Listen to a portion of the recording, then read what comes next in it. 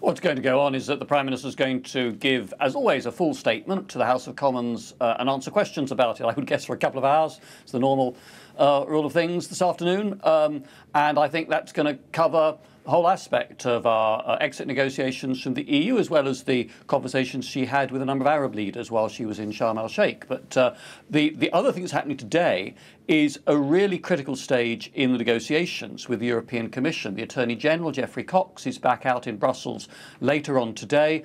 We will come back to the House of Commons at the very latest, I hope soon, at the very latest by the 12th of March, so Parliament could give a definitive vote on that deal. OK, because what we've been told is that to avoid a vote for an upholding of the Cooper-Letwin amendment tomorrow, something very rushed is happening today. They're trying to put in place an amendment that people could vote on that would allow for a delay.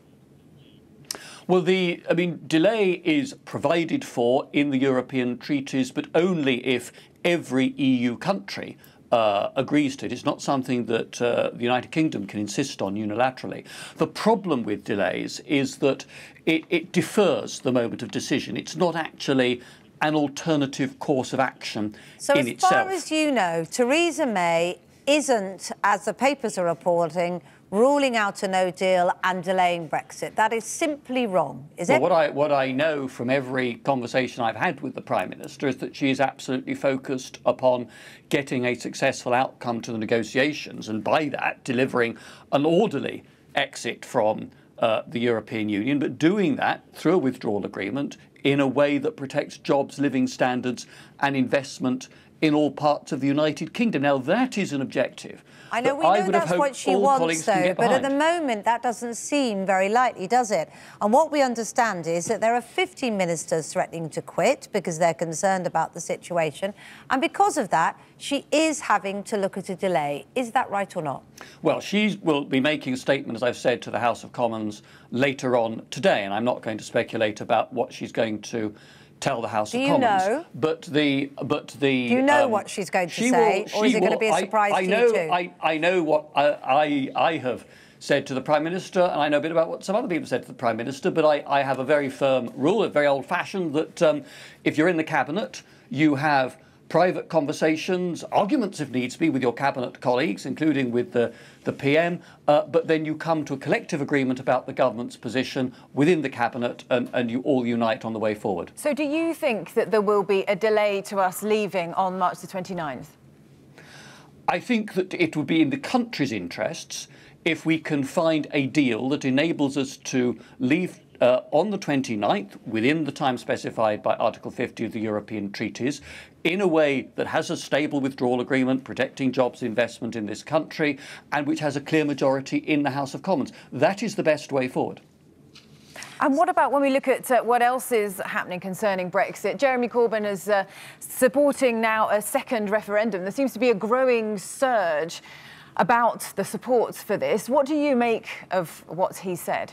Well, I think, first of all, there's still a lot of questions over exactly what the Labour Party has committed itself to. And there would, of course, have to be an act of Parliament to authorise a referendum and make detailed provision for it. It's not something that can be achieved by an amendment of some kind to a parliamentary resolution.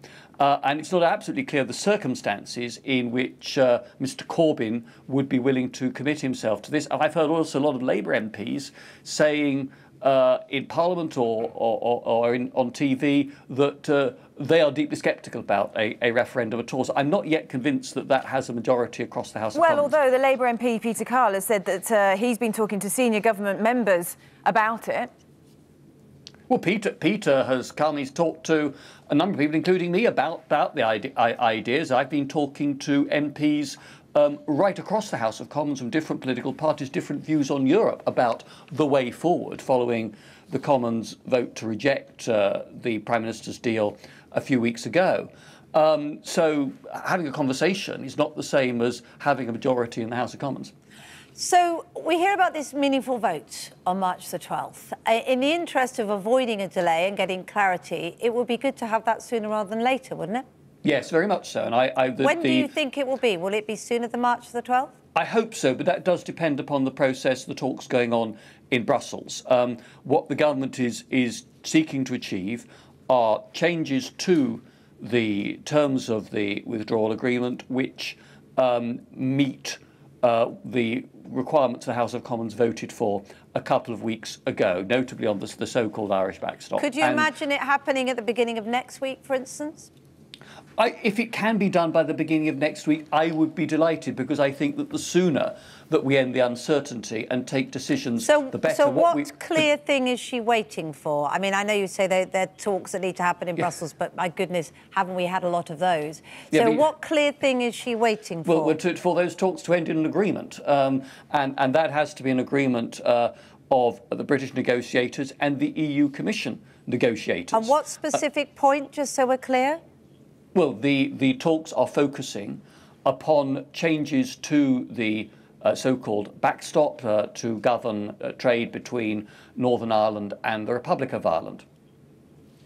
That's what Parliament voted for. That's what Parliament voted for. That's where the talks in Brussels are focused, and the Attorney General is out in Brussels talking to the Commission about this again later today. I mean, from our point of view, and I hope from the Commission's point of view too, the sooner this is resolved, the better. The 12th of March is a deadline, but it is not a target. If we can bring the talks to a successful conclusion earlier, we will certainly try to do so. Meanwhile, there are concerns about the impact of all of this. The Lancet has got this report saying Brexit will cause significant harm to the NHS, but no-deal Brexit presents by far the worst option. Professor Martin McKee is saying this is not Project Fear. He says it isn't good enough to keep saying something will work out without any details of exactly how. There are real worries about how everyday people are going to be affected. Yes, and that's why the Department of Health has published and made clear to the pharmaceutical companies and the medical world the contingency plans that are in place to deal with this and to protect the NHS in those circumstances. OK. Well, good to talk to you this morning, Mr Lidington. Thank you. Yeah, we'll talk again, I'm sure. I'm sure we will.